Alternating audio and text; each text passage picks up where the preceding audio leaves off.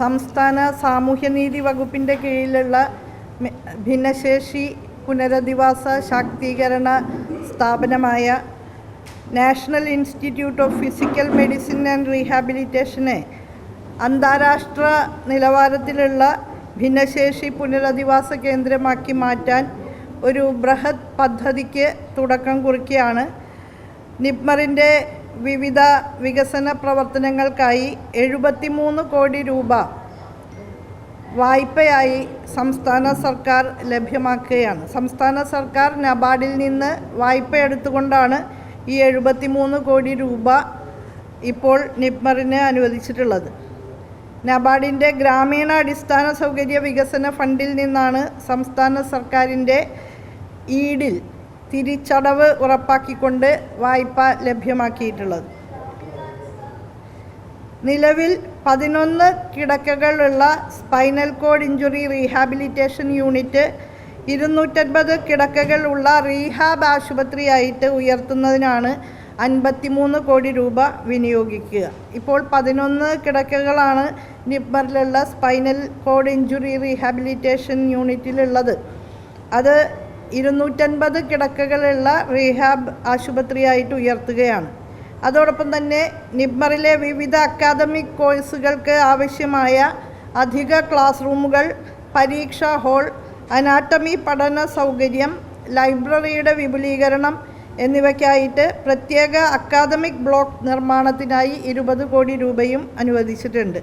ഇപ്പോൾ നിപ്മറിൽ ഭിന്നശേഷി അനുബന്ധ മേഖലകളിലാണ് വിവിധ കോഴ്സുകൾ നടന്നു വരുന്നത്. കേരളത്തിൽ ആദ്യമായി ആരോഗ്യശാസ്ത്ര സർവകലാശാലയുമായി അഫിലിയേറ്റ് ചെയ്ത് bachelor of occupational therapy, bachelor of prosthetics and orthotics degree പ്രോഗ്രാമുകൾ ആരംഭിച്ച സ്ഥാപനമാണ് നിപ്മർ. കൂടാതെ റീഹാബിലിറ്റേഷൻ കൗൺസിൽ ഓഫ് ഇന്ത്യയുടെ അംഗീകാരത്തോടെ diploma in special education care givers training program, community based inclusive development എന്നീ കോഴ്സുകളും നടത്തി വരുന്നുണ്ട്. സംസ്ഥാന അടിസ്ഥാനത്തിൽ കെയർ ഗിവർമാർക്കുള്ള പ്രത്യേക കോഴ്സ് നിപ്മറിൽ നടത്തി വരികയാണ്. ഇപ്പോൾ വയോജനങ്ങൾക്കുള്ള ഹോം ബേസ്ഡ് പരിചരണം സംസ്ഥാനത്ത് ഉറപ്പാക്കുകയാണ്. ശയ്യാവലംബികളായ മുഴുവൻ വയോജനങ്ങൾക്കും ഗൃഹാന്തരീക്ഷത്തിൽ തന്നെ പരിചരണം ഒരുക്കുന്ന ഒരു ബൃഹത് പദ്ധതി തയ്യാറാക്കപ്പെട്ടിട്ടുണ്ട്. അതിലേക്കുള്ള കെയർ ഗിവേഴ്സിനെ ട്രെയിൻ ചെയ്യുന്ന ഉത്തരവാദിത്തവും നിപ്മർ തന്നെയാണ് ഏറ്റെടുത്തിട്ടുള്ളത്.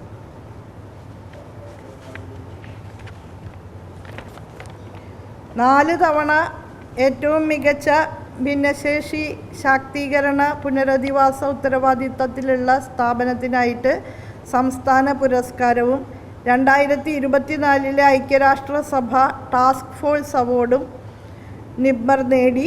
2025 റീഹാബിലിറ്റേഷൻ കൗൺസിൽ ഓഫ് ഇന്ത്യ മികവിൻ്റെ കേന്ദ്രമായിട്ട് ഈ സ്ഥാപനത്തെ അംഗീകരിച്ചിരുന്നു. കഴിഞ്ഞ ദിവസം അത് സംബന്ധിച്ചൊരു പത്രസമ്മേളനം നടത്തിയിരുന്നു. ഇപ്പോൾ ഈ പുതിയ റീഹാബ് ഹോസ്പിറ്റൽ എന്നുള്ള ആശയം കൂടി സാക്ഷാത്കരിക്കപ്പെടുമ്പോൾ ലോകോത്തര സൗകര്യങ്ങളുള്ള ഒരു പുനരധിവാസ കേന്ദ്രമായിട്ട് നിപ്മർ മാറും.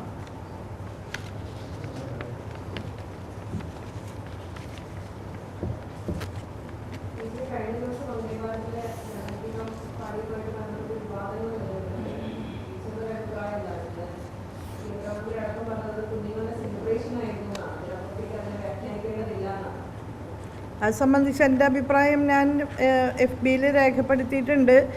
ഔദ്യോഗികമായിട്ടുള്ള ഒരു ചടങ്ങിൽ ഏതെങ്കിലും ഒരു പ്രസ്ഥാനത്തിൻ്റെ അംഗീകൃത പാട്ട് പാടുന്നത് ശരിയായൊരു കാര്യമാണ് എന്ന് നിങ്ങൾ കരുതുന്നുണ്ടോ? അതെവിടെയെങ്കിലും നടക്കുന്ന കാര്യമാണോ? അപ്പോൾ യാതൊരുവിധ ജനാധിപത്യ മര്യാദകളും പാലിക്കേണ്ടതില്ല എന്നുള്ള ആ ഫാസിസ്റ്റ് മുഖം തന്നെയാണ് ഇതിലൂടെയൊക്കെ മറനീക്കി പുറത്തു വരുന്നത്. RSSൻ്റെ അംഗീകൃത ഗാനമായിട്ടുള്ള ഗണഗീതം അത് വിദ്യാർത്ഥികളെ കൊണ്ട് ഔദ്യോഗിക ചടങ്ങിൽ പാടിപ്പിച്ചിട്ടുണ്ടെങ്കിൽ അതൊട്ടും ശരിയായ കാര്യമല്ല.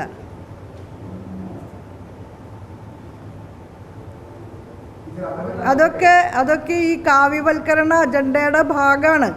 RSSൻ്റെ സംഘപരിവാര പ്രത്യയശാസ്ത്രം ഒളിച്ചു കടത്തുകയാണ്. ഒരുപക്ഷെ ഈ പാടുന്ന കുട്ടികൾക്ക് അവർ പാടുന്നത് RSSൻ്റെ ഗണഗീതമാണെന്ന് അറിയണ്ടാവില്ല. അപ്പോൾ ദേശഭക്തി ഗാനം എന്ന് തെറ്റിദ്ധരിപ്പിച്ചുകൊണ്ട് കാലങ്ങളായി RSS അവരുടെ വേദികളിൽ പാടുന്ന, അവരുടെ മുദ്രയാക്കി മാറ്റിയ ഗണഗീതം ഔദ്യോഗിക ചടങ്ങിൽ നമ്മുടെ വിദ്യാർത്ഥികളെ കൊണ്ട് ആലപിപ്പിക്കുക, അത് അത്ര ശരിയായ കാര്യമല്ല, തെറ്റായ കാര്യമാണ്.